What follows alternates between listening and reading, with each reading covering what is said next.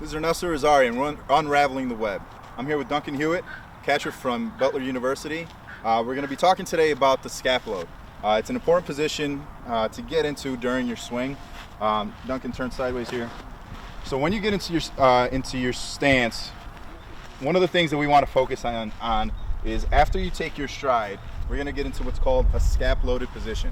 We're going to be loading up the muscles on the back side to create resistance in the swing to generate more power. Right now, Duncan's in a pre-scap loaded position. When we talk about pre-scap loaded position, the elbow's already up at shoulder height, and he's already loaded up his back muscles on this right shoulder. All right. If Duncan was in a more relaxed state, there's different guys. He can be right here. He's waiting for the pitch. Now the pitch comes and it's delivered. He's going to take his stride, and he's also going to pull back his elbow into this position. Now, as a coach, there's two different cues. All right. Duncan, turn around this way. Yeah. So one of the positions as a coach, you're going to be looking for this back elbow, okay? If you stay over on that side, go ahead and stay over here. From this position, you won't be able to see the elbow. So once Duncan takes his stride and he scap loads correctly, you'll be able to see the back elbow from behind him. Another thing that we're going to look for are the hands. The hands should be hidden from the pitcher after the scap load. So if you can still see the hands, they haven't scap loaded into a proper position. The last part that we're going to be looking for right here is we're going to look for the hands to be below the elbow. Okay, this way.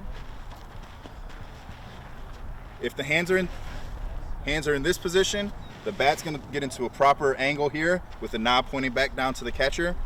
This is a natural position. We're not going to force the knob to the catcher. Getting into the scap loaded position is going to be the right way to get into it. So once we get into this position, Duncan can go ahead and swing, and he will get barrel to the baseball.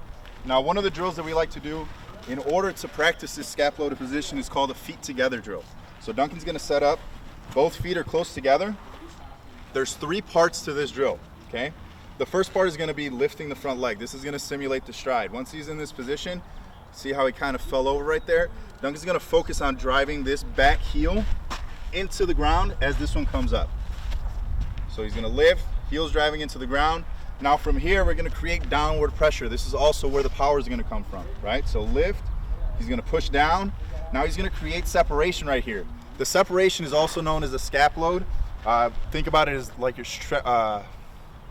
like if you were pulling apart a rubber band. So again, starting from the beginning, up, push, separate, okay? Notice the foot went down, the elbow goes out behind him into a strong scap loaded position. We have good angle right here.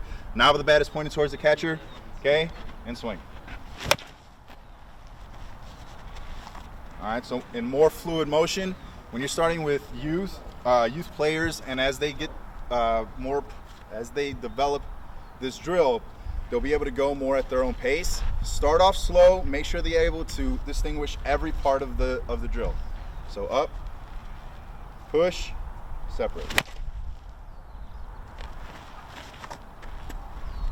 So again, we want to focus on tempo. We want to focus on the scap load. So he's going to go up, push, slow separation. The slower the separation, the more the player has to focus on what he's doing during the scap load. He wants to feel every movement during the scap load, getting the elbow all the way as far back behind him as he can. So we're going to slow as possible. Lift, push, slow, and then explosion. The swing is always the fastest part of the movement. Everything before that is all timing. It's all lift, push, slow separation. Once that foot hits the ground, then we're going to go full speed. Again, this is Ernesto Irizarry, Unraveling the Web.